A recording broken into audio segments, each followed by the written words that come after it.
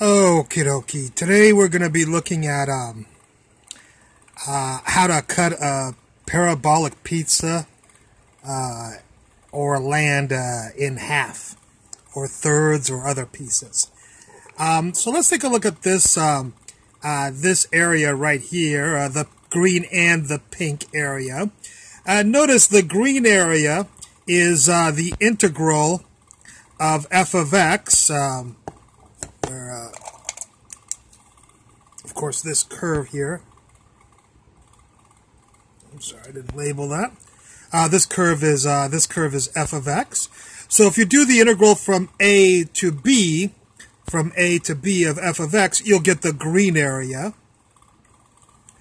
Now, the pink area, we want to split this land exactly in half, the green and the pink area in total in half. So what we'll do is we'll take the integral from a to c, which is the total area. If we cut that in half, 1/2 the integral from a to c, 1/2 of the total land will be the pink area, of course. Of course, it will also be equal to the green area, since we want the green area to be 1/2 of the land, and the pink area to be 1/2 of the land. So,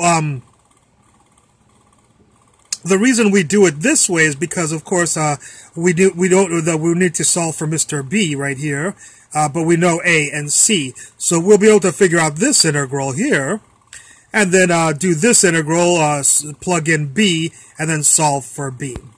So what we say is that the green area equals 1/2 of the whole area, which is what I've stated here.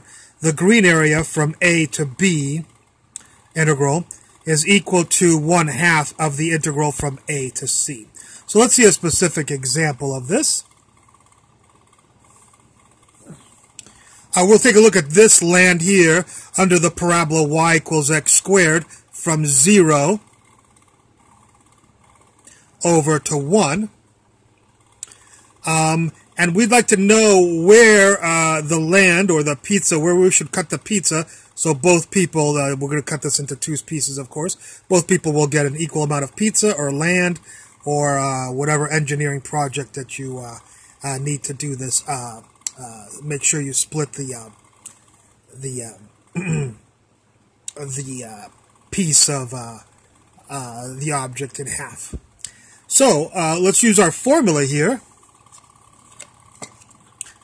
Let's say that the integral from a, which is 0, the beginning of the land, to b, which we do not know, of the function x squared dx equals 1/2 the integral from 0 to 1, the total land, of x squared dx. So we can readily evaluate this integral. It's fairly simple. It's 1/2 times 1/3, 1 cubed. So that will give you 1/6. This integral, of course, is x cubed over 3, and if you evaluate from 0 to b, you'll get b cubed over 3. And of course, there's only one unknown in here, Mr. B, and we can solve for that. And so b, swing the 3 over on top, you'll get 1/2, and then get rid of the cubic root, or the cube root, and you will get b equals 1/2 to the 1/3. And so B is approximately equal to 0.7937. Now, if we wish to cut this up into 3 pieces, as we see here, 3 equal pieces, of course, we did 2 equal pieces here. Here we'll have not only a B, but also a D. And then the 1 here, the same curve. I just decided to keep the same curve, y equals x squared. So now, what we want to do is, similar to this equation, instead of the green area will be 1/2 of the total integral. Of course, if we want it to be 1/3, we'll have the green area equals 1/3 of the whole integral. So, let's take a look at this formula here. I'll remove this. The green area is the integral from 0 to b of x squared dx. The whole area is the whole area is 0 to the integral from 0 to 1 of x squared dx. And then we want to make sure this is equal to 1/3 of the whole area. So we can do these integrals fairly quickly. I chose some easy integrals. The integrals don't matter. It's how you do this that's important. And so the integral of this, of course, is this. If you evaluate from 0 to 1, and the integral of this will be equal to this.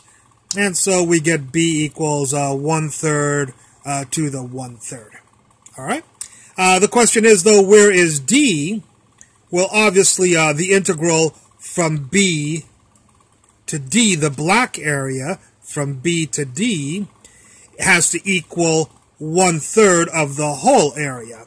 And you already know what this is. It's this 1/9 right here. So you can just type in a 1/9 and do this. You know b is right here.